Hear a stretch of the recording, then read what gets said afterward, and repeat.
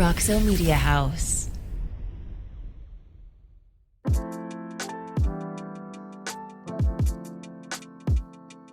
Welcome back into another episode of Talking Frogs. I'm your host, Jamie Plunkett. We're here in the Flying T Studios at Roxo Media House. Another great guest. I know I say that every week. I mean it every single week. Johnny Fobbs, former TCU safety, is in studio with me today. First and foremost, Johnny, just thanks for stopping by, man. Man, appreciate for having me. Thank you so much, man. It's been overdue. Yeah. Glad to be here. I'm glad that you're here too, man. I know that as a dad and, you know, with your business that you've got going, it can be hard to make time. And so I appreciate you making the time today. And I know that you've enjoyed this football season so far as well. We're going to get into that in just a little bit here. But, man, I got to start by asking you, because you're a local DFW product out of Everman High School. You came to the local university, TCU. Tell me how, you know, kind of growing up, how'd you get to Everman? How'd you get into football? And then ultimately, how did you make it to the Horned Frogs? So originally, I'm from Marshall, Texas, East Texas, like maybe 45 minutes east of Tyler. So growing up, man, I was an East Texas boy. Then my mom, she had some struggles when we were young, so she wanted to get away from the country and, you know, start over within the city. So we moved to Forest Hill in like 2000. And I was not a football player at all. I was a basketball player. My dad, he was a collegiate, you know, basketball player, 6'5". Mm-hmm. So I thought that I was going to be the second coming, and I was supposed to, you know, finish. I was supposed to finish, man, what he started. But somewhere along the way, I stopped growing. You know, I peaked out at about 6 foot. So anyway, man, my friends, when I moved to Everman, they were football players, man. They played Pee Wee football and such, man. When we started in the fall, they always asked me, like, hey, you coming to practice? I'm like, coming to what? Like, I never knew exactly what practice they were talking about. But it was like, no, football. I was like, man, I'm not playing football. I'm not doing that. So I started this football journey very late in the game. For most around that time growing up, man, most people played Pee Wee. They started playing flag at maybe like 4 or 5 years old. Mm-hmm. I didn't play my first year of football until I was 12, right? And the start is definitely not the finish, because I was a scared little rascal playing football. Like most of my guys that I grew up with that went on to go play football elsewhere at Division I institutions, they'll tell you, like, you know, where he started to where he ended is highly unlikely, because I was the most scared. I've always smiled and such like that, and even when I missed blocks or I missed tackles and on the Pee Wee field, you know, I always smile. It's like, my fault and everything, right? But anyway, so what turned around for me was one of my Pee Wee coaches challenged me on the last practice that we had. He challenged me. He said, hey, if you keep on running from your problems, if you keep on running from tackling, if you keep on running from physical, you're going to run for the rest of your life. And, you know, coped along with, I had one of my teammates at the time. He just like, I want to run him over. So we did, at the time now, we did like a little heads up drill. And I just kind of talked to myself and said, hey, man, you got to stand up something. So I was able, you know, to clash heads and clash and bang with them. So that really started for me, you know, my football journey. And ended up making varsity at Everman High School, suburb south of Fort Worth. Ended up making the varsity my freshman year as a punter. Of all things, you know, I thought I was a good receiver and such, but I made it as a punter and such, right? But ended up taking over my junior year as the safety, wide receiver. And when TCU came into the door, I'll never forget my coach Dale Keelan at the time. He asked me about, you know, hey, what you think about going to TCU when recruiting started up? And I was like, what's TCU? Where's TCU, right? And one of I guess I believe that he is a Hall of Fame member, Big Sean Worthing. Yeah. You know, he was the athletic advisor at the time. Well, I actually was introduced to him at an early age because I had a cousin that was attending TCU, and they were good friends. So Big Sean would come over to my house when I was in the 4th or 5th grade. Biggest dude I ever seen at the time, eat up everything in the kitchen. Mom used to cook for him and such. But that was the only time that I heard of TCU, and then, of course, I heard of LT. Yeah. But I didn't hear of LT at TCU. I heard of LaDainian Thompson when he played for the Chargers. So when the offer came to me, or the interest came to me, it's like, man, where is TCU at? I didn't even know where TCU was. Mm-hmm. Like, I knew there was a side of Fort Worth that I wasn't really used to just yet. So anyway, took that visit. Oh, actually, Coach Winder, RIP to him. But yes. Coach Winder, man, he came to the high school, and he sat in our field house and told me, like, hey, we're interested in you. We want you to come. And, hey, if you want to come, the offer is yours. And at the time, I was like, I was thinking about going to, other places. I wanted to go out of state. But, Mama Bear, she was like, no, you're staying right here in Fort Worth. So, it all worked out. If mom's not happy, nobody's not happy, right? Man. And so sometimes moms are the wisest folks in the house as well. So, it was obviously a good choice for you to go to TCU despite those other opportunities. But I want to ask because, these days recruiting is so different because just the nature of college football is so different. You're a guy who got on campus at TCU. And you didn't start right away. You waited, you worked hard, you got your opportunity as a senior in 2011, as a grad student actually in 2011. And was there, if you had been in school now and experienced that, with the transfer portal the way it is, do you think you would have explored that, or would you have stuck it out? I come from a time where you battle adversity. You don't run from it. So my mindset is that coming into TCU, the NFL wasn't my overall goal. It wasn't my goal first. It was to get an education because I was taught in high school that, hey, football is going to, it's going to end one day. So you want to have something that's going to back you up and it's going to take you a long way. So when I didn't, it becomes to me and my good old brother, man, TJ Johnson. Oh, yeah. So what's the name, man? Our freshman year we came in, and I'll never forget, me and TJ sat down in the safety room, and we had a conversation, and he was like, man, I know the defense. I played this at South Grand Prairie. I mean, not South Grand Prairie, I'm sorry. Where did TJ go? Garland. South Garland. That's right. Yeah. He went to South Garland. So he played the 4-2-5 at South Garland, and I was a 4-3 player at Everman, so all I knew was backpedaling. And anyway, so we came in, and I looked, and I was like, well, you're going to play because I'm going to sit because I don't know this defense, right? So, that really separate us in a lot of ways, man, because TJ ended up having a phenomenal career at TCU, man, and I was just honored, man, just to sit behind him and learn his ways and such, man. But I was just able to dive into the campus life. I played as Kappa Alpha Psi, and at TCU, man, I was able to shake a lot of hands and be able to know people on a first name basis because it's not about who you know. Sometimes it's about who knows you at certain times. So that was kind of drilled into me at an early age coming onto campus. I wanted to know everybody on campus. And in a lot of ways, man, what most people don't realize is that, coming in, you are a student athlete.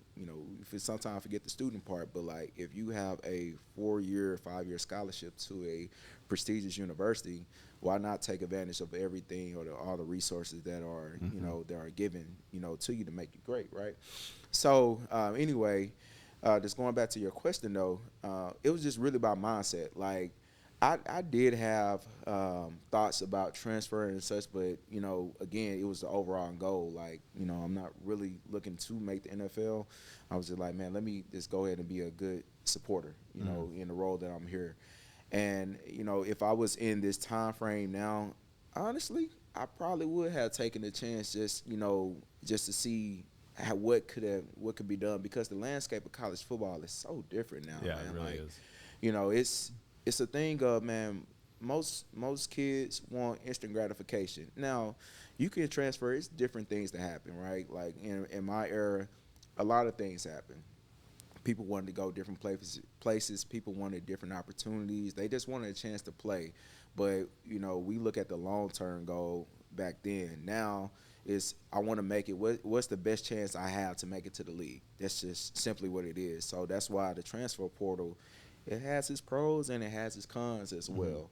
and such. So, man, if I was here nowadays, I probably would have tested it out.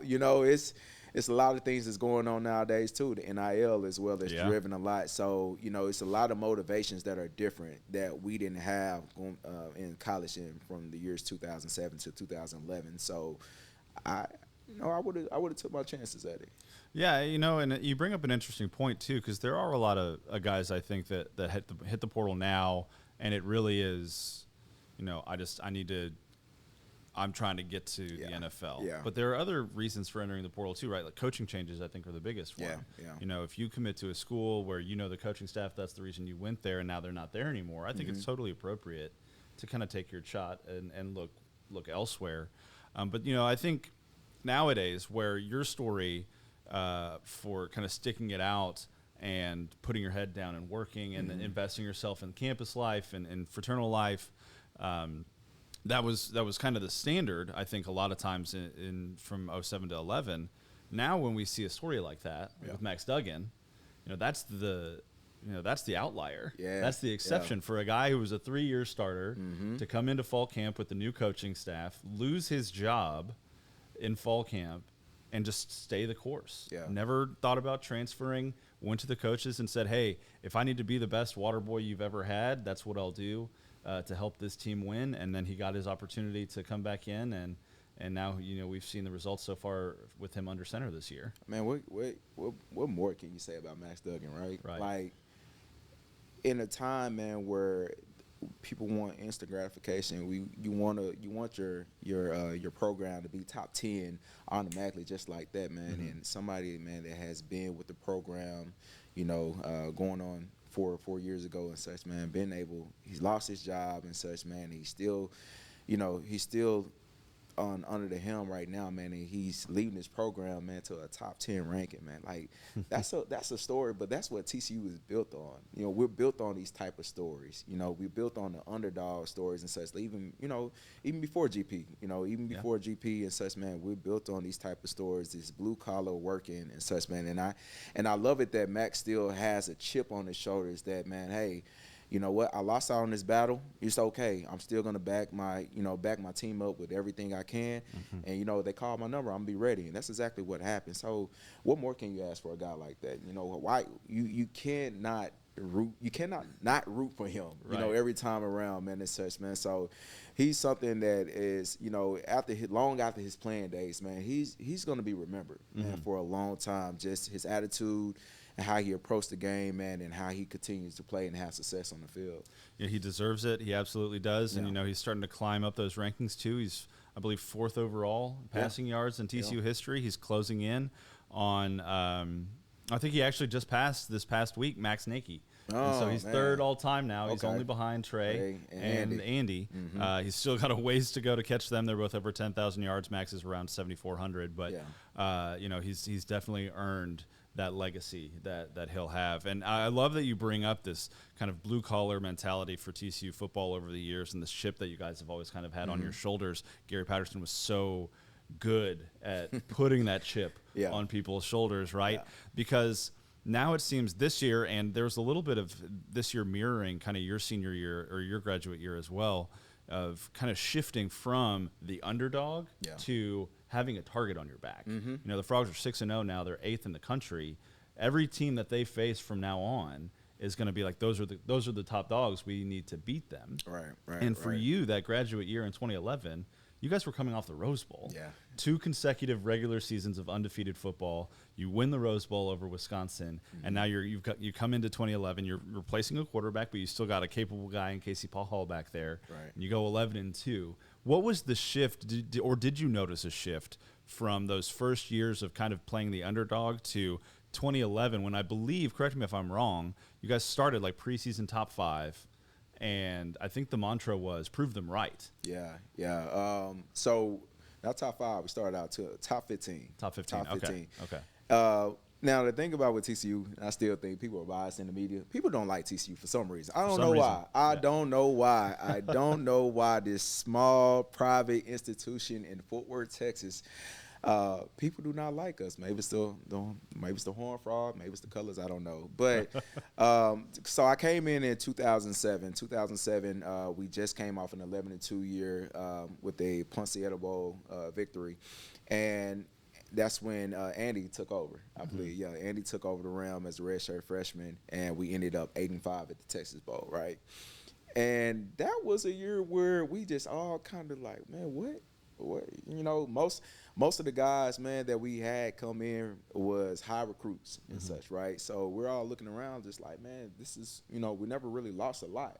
So we're just kind of questioning, like, man, this is what we're gonna do. But man, hats off to GP for that offseason, man. That was the most hellacious offseason that I've ever been in. When I say ever, I've ever been in, because he knew that what type of pedigree that we had inside of us, but he said, man, I'm going to push y'all because I want y'all to get to a certain level that I know y'all have. Like when it comes to the blue collar work that we have, it was a bunch of 2 and 3 stars. Yeah, we might have maybe a 4-star here and there, but for the most of us, our nucleus of our team was 2 and 3 star players coming from small schools and such. So we have to go. We have to be scrappy. We have to be chippy. We have to walk in as an underdog, because nobody was going to give us our respect, and such. So throughout the years, man, that first, not the first year, I'm sorry, my actual redshirt freshman year, when we went 11-2, I believe,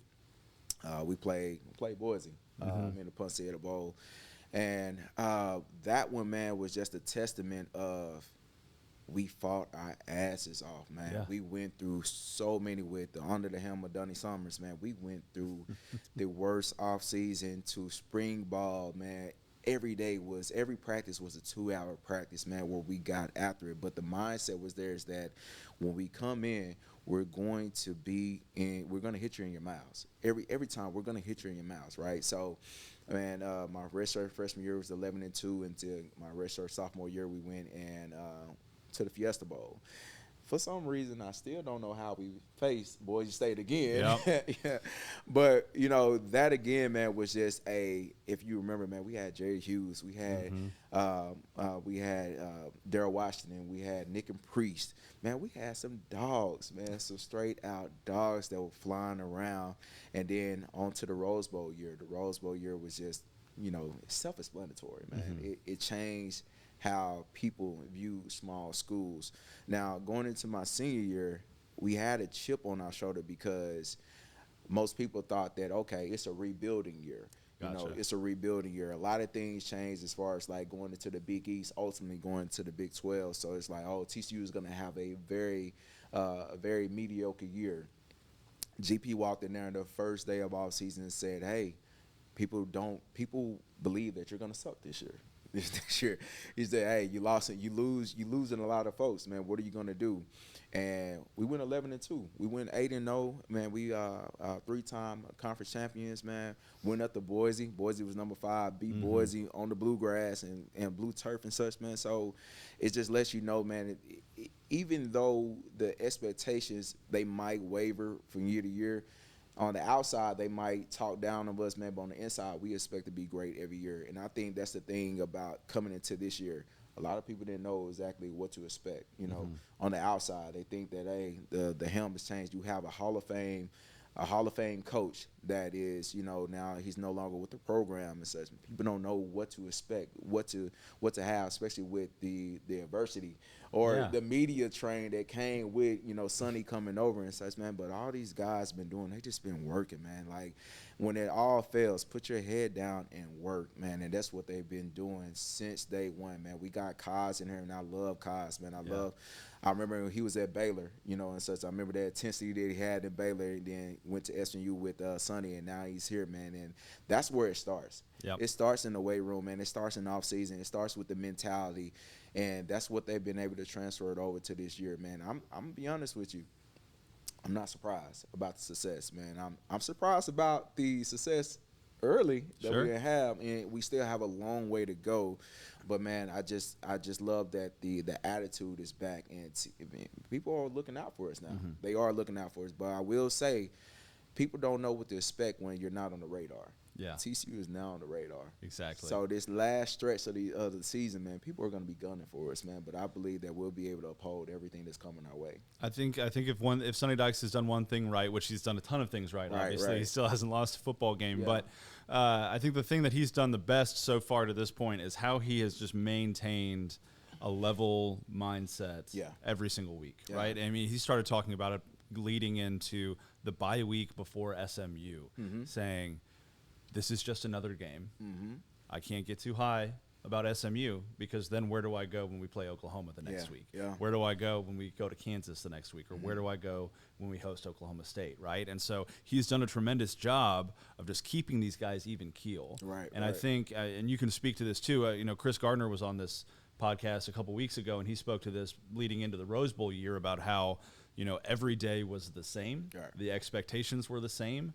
And he said to a point, we didn't even have to be coached in practice. We just got out there and knew what we had to do and got after it. And I'm getting the sense, just having been out at practice this year, that these players are kind of taking it that same way. And like I said, man, with us, with the years that I was in school, the thing about with GP always said that as a safety, I spent a lot of time. I spent a lot of days and nights with Gary Patterson, right? But he said, man, I know that you're at the place as a safety where I need to be when you can finish my sentences, right? Okay.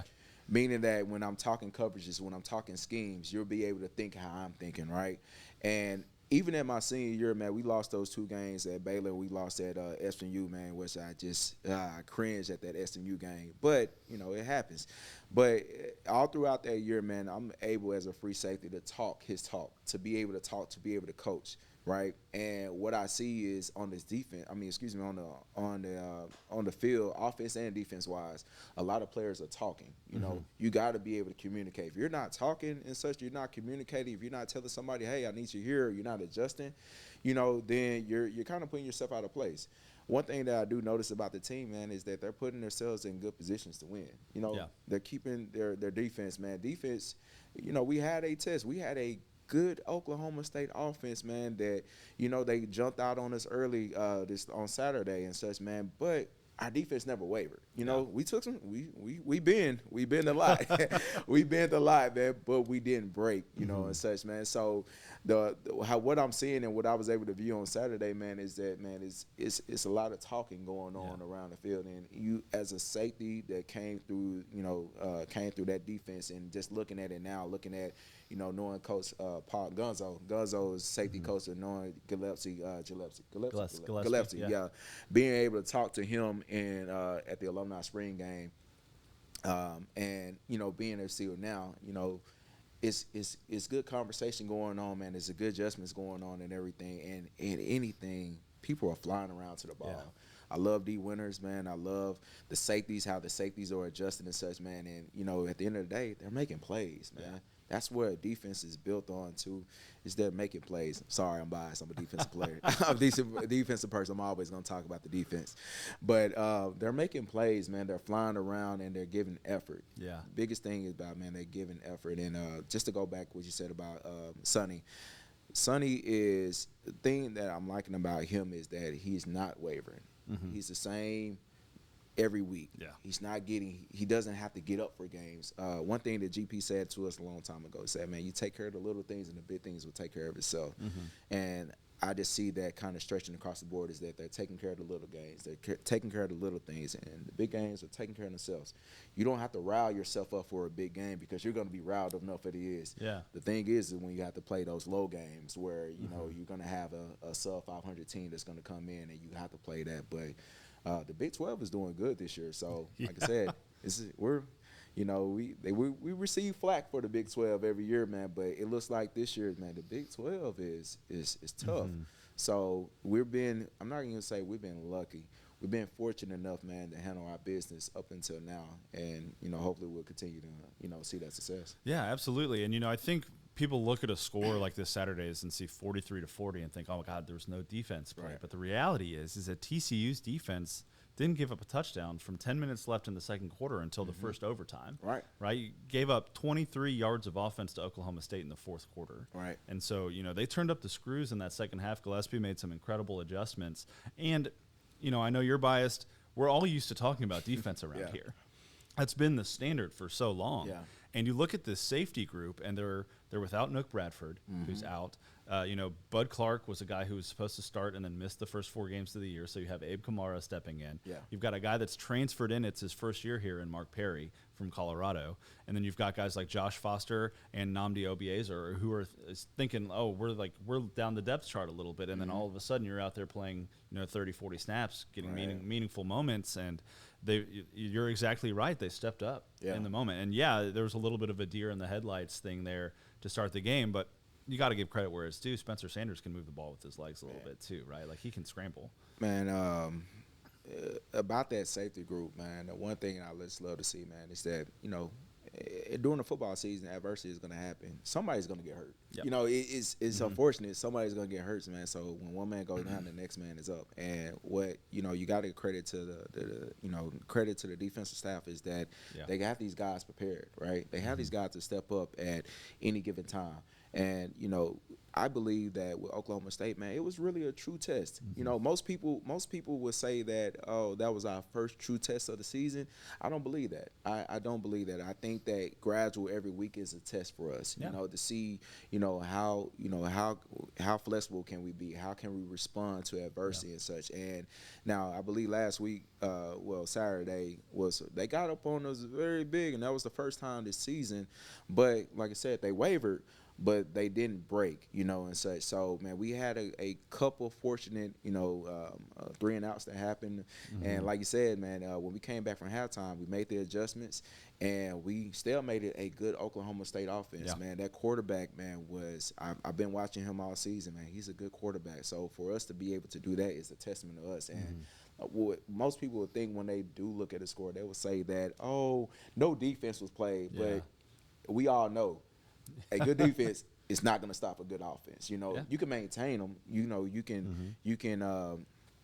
can keep them bracketed and such like that, man. But man, just for us to go and do what we did, man, on Saturday, man, we put the whole Big 12 on alert. We put the nation on alert, man. These frogs are coming, man. They're coming. They're coming for real. I love that. And they got another big test, obviously, on Saturday playing Kansas State. Another good quarterback, mobile guy, Adrian Martinez, coming over from Nebraska this year, playing for the Wildcats. But I want to roll back a little bit because I can't have a guy who played in the secondary for Gary Patterson here and not hear at least one good Gary Patterson story. So, you spent a lot of time with GP. I've heard a couple of really funny stories, a couple really kind of intense stories about Gary Patterson from some of your former teammates. Chris Gardner, again, we've already mentioned him once, but he talked about, I believe it was on the plane going to Boise. Yeah. You guys were kind of laughing around, joking a little bit that 2011 year, and he comes in and in his very Gary Patterson way just kind of silenced the plane. And then it was all focused from there, and obviously we saw the result of that. But is there any story that kind of stands out in your mind? Sorry, I didn't mean to send you back there. But I remember that, man. I remember that. Man, when I say it was not a peak, it's not a peak for the rest of the way. So everybody will point to the Rose Bowl year being their favorite year, right? Yeah. My senior year was my funnest, best year, and it's because of the stories, man. Like when nobody expects for you to be great, everybody expects for you to be, a doormat and such, man. So when we went in there and we lost against RG3 at Baylor, man, the reaction from that, and just for me, I guess it's a little bit more intense, right? The challenge for me is that I've always known I was always a smiley guy. I always say, hey, Fobbs is always smiling and such, man. Baylor was a horrible game for me, a horrible outing and such, man, especially with me coming off a labrum injury. I had to have surgery on my torn labrum to begin senior year. And I'll never forget coming out, we rolled from Waco. GP watched the whole game film by the time we got back and we was in front of DMC. And I got off the bus, and he looked at me. He said, "Hey, this ain't it. This is not it. This is not what I need you to be. I need you to be better." And he said just those few words, "I just need you to be better." Man, that did wonders for me, man. So throughout the year, it was up and down year still, but just for him, man, focusing in on me and such, man, it was everything. But I will also say that because people always get on to GP about how intense he was, man. GP was a person, man. He was a very social person when it was times. He know if the room was tense, he know how to like soften the room and everything, man. So I know that we did these things called video tests, right? Yes. Video tests were tests that we did the night before a game where we had to call out our assignments vocally at the call out our assignments at watch before we played the next game, and it got to a point, man, where GP just stopped doing video tests. He just like towards the end of the year, he was just like, he will do one call and he just start, talking to us about life. One thing that I will respect, that I always respect about GP and I love, man, I believe that he's one of the smartest, brilliant football minds that they are. But one thing that you cannot say about Gary Patterson is that he did not get you prepared for life. Sometimes, man, we didn't even talk about football. He wanted to talk about finances. He wanted to talk about you being a good husband, being a good man, being a good, just a good character in society, man. Like a lot of people think that GP was all about football, and sometimes he was, but he really loved and cared about his athletes, man. He really just wanted you to grow up and be a good, outstanding man because he knew that everybody wasn't going to make it to the league. Everybody wasn't going to, get drafted, but you are going to be a husband. You are going to be a father sometime, and that's going to last a hell of a lot longer than you being a football player. And man, when he made those jokes when he coached us up about life, man, you remember those talks way more than what you remember about him fussing to cuss you out on a Saturday and such, man. So if anything, that's what I remember about my senior year, man, about even with him, man, there was so much expectations on him, throughout the years. When you do something like, well, of course you got the national championship, but that was way back in the 30s. But when you take TCU to a pinnacle, with the Rose Bowl at that time, man, it's a lot of expectations on you. Like, all right, how you gonna outdo what's that? Next? What's next and such, man. So for him to be able to cool the atmosphere, even going to Boise, man, number 5, our nemesis, Kellen Moore, even though he's a Cowboy, our nemesis, man. But he was able, man, to take that environment, man, to say, hey, before even, I don't know if KG said this, but even before the game, he had us locked in, but he told us the night before, calm down. Really?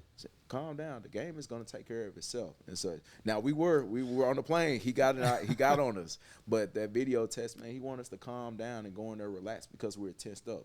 And if you go into a game all tensed up and nervous, man, you're going to make mistakes and such, man. So I believe, me personally, I don't know where you rank that Boise State game. I feel like that was maybe top 5, one of the best games ever played, man. In my personal opinion, not just because of my team. Well, sure, you were on the team. I think so. I was, in Dallas at the time. I was living in Dallas, up in Uptown, and so a couple buddies of mine got together, watched the game, and knew it was going to be a tough one. Knew that it was, obviously the Frogs were the underdogs, and then just to watch the way you guys battled and came back. And, held on there at the end.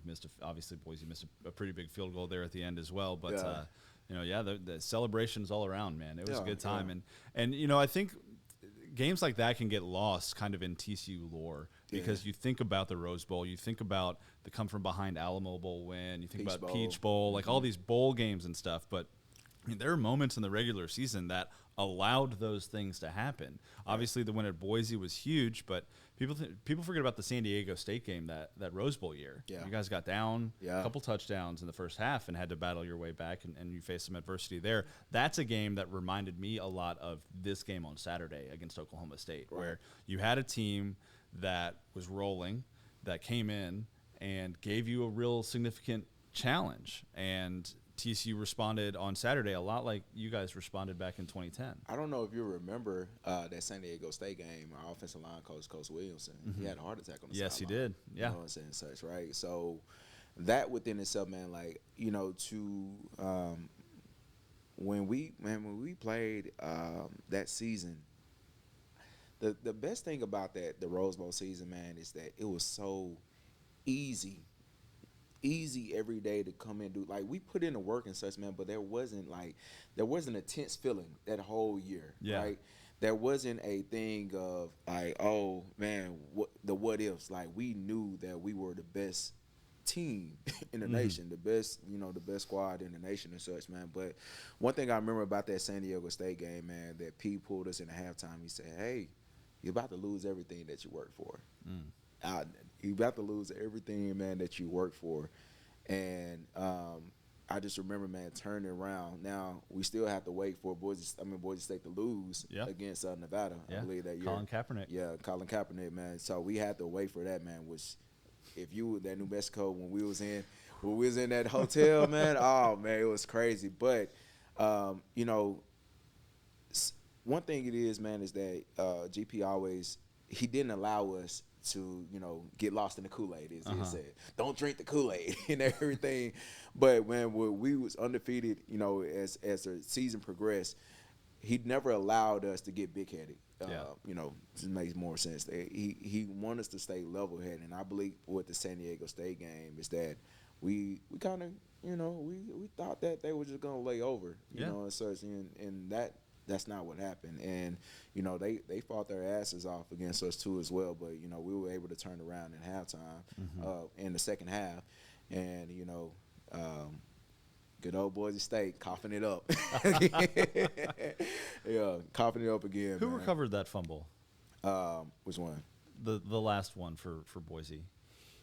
Because you guys, they were down to like down to like their third string running back. At this point, and someone popped him, and then someone else fell on the football. I remember that. All right. So I'm gonna take my credit in this. If you go back and watch it, because I watch it every year on YouTube, right? So Doug Martin, that played for the Buccaneers, he got hurt. Don't know what his injury was, but we knew, like, man, this is the first round running back we about to play against, but he was hurt. So their backup, DJ Harper, number 7, I think he ended up getting drafted too. Fourth quarter, he ran like a little smoke draw or like a misdirection or whatever. And you remember Takari and Kuban. Yeah. TK, if you go watch that, TK came across the field, catch his legs, and then you see me come and catch him now in the top half, right? And now today that's targeting. So I would definitely been kicked out the game. But he gets injured. He goes out the game, and then a couple of plays later, Jonathan Anderson. That's when he was playing weak safety. He came across and hit the third string running back, and I believe Ross Forrest might have recovered that fumble. Defensive lineman Ross Forrest. Yeah, 52. I believe that he recovered it and such, man. So the way that Boise State game, man, that game was the most nerve-wracking, funnest game I've ever been a part of because it was back and forth all game. And I wasn't a believer of Kellen Moore, you know, up until that point. But when I'm playing him, I was like, this dude would not go down. He would not quit. He would not go. And looking at him, you be like, come on, he ain't. But, man, he was a good quarterback, man. But the way Casey played that game, man, and I just ran into Casey on Saturday, but the way Casey played and that offense played, man, I believe that offense, man, could stand up to anybody at the nation at that time. You know, I mean, it's Casey. You still had Josh Boyce on that team. You know, Curley, I believe, was Curley wasn't there yet, was he? Curley left Rose Bowl, so he had what's my guy name? Brandon Carter. Brandon Carter had Scott Dawson, had Antoine Hicks. Yeah, Hicks. Who else? Who was the running back for that team? Oh, we had Wayman. We still had Wayman James. Ed. Okay. They had Wayman and Ed Wesley. Yeah. And Tucker still. Yeah, we still have the three-headed monster. Okay. Yeah. I thought they were gone after the Rose Bowl. No. Man, my history is shaky. Yeah, these days. man. Nah, Okay. I remember. Nah, I gotta remember my boys, man. There's no wonder you guys went 11-2, right? Yeah. That's interesting. I guess when you lose a guy like Andy Dalton, everybody says, okay, well the quarterback's gone. Everybody else. But obviously, I mean, we know Casey was incredibly talented, Right. and obviously took care of business that year.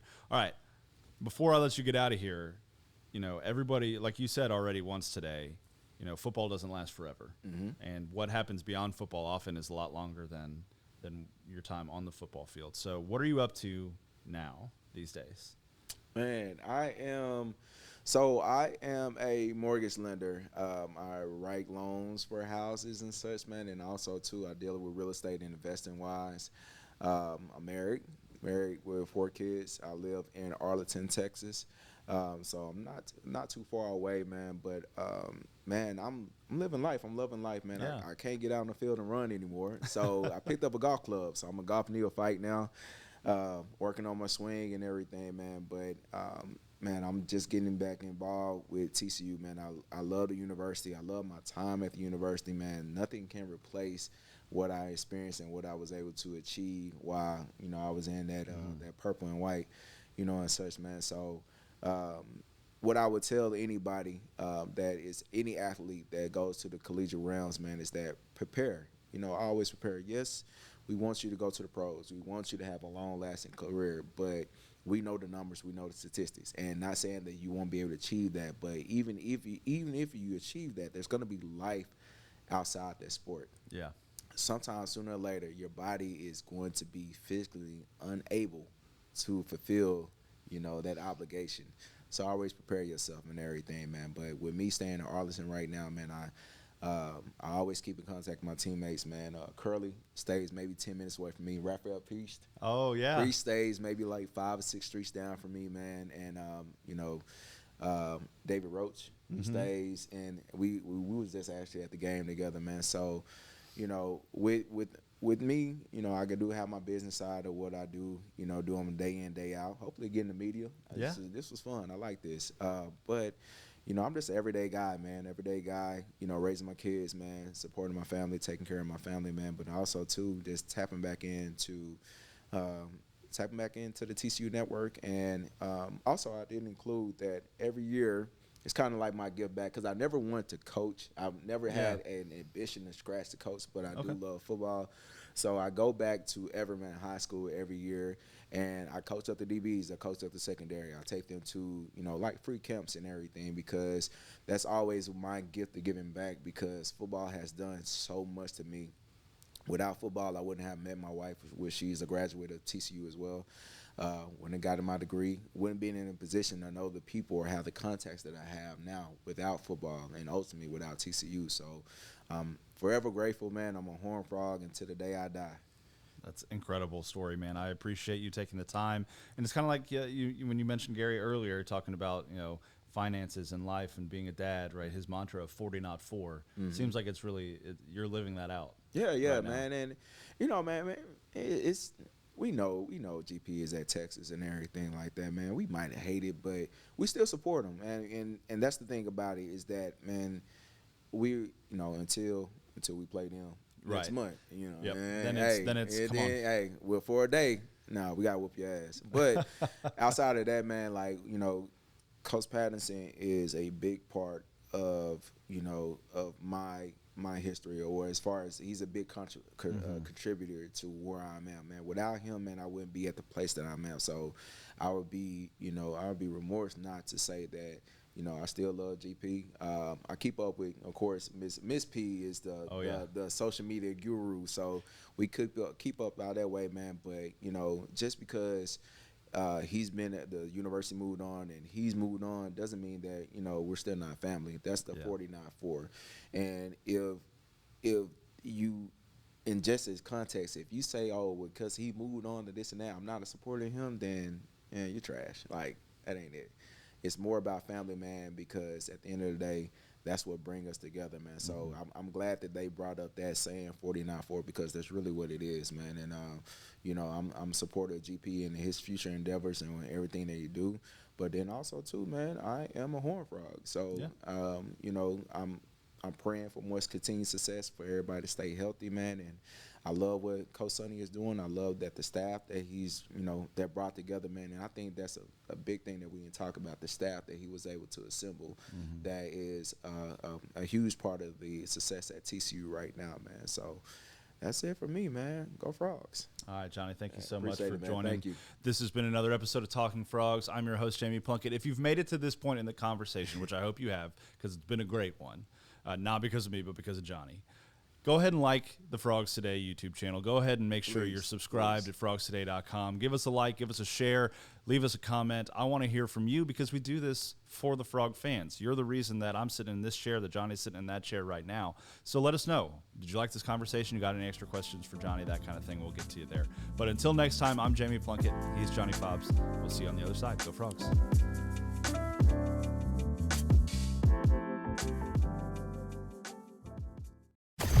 Roxo Media House.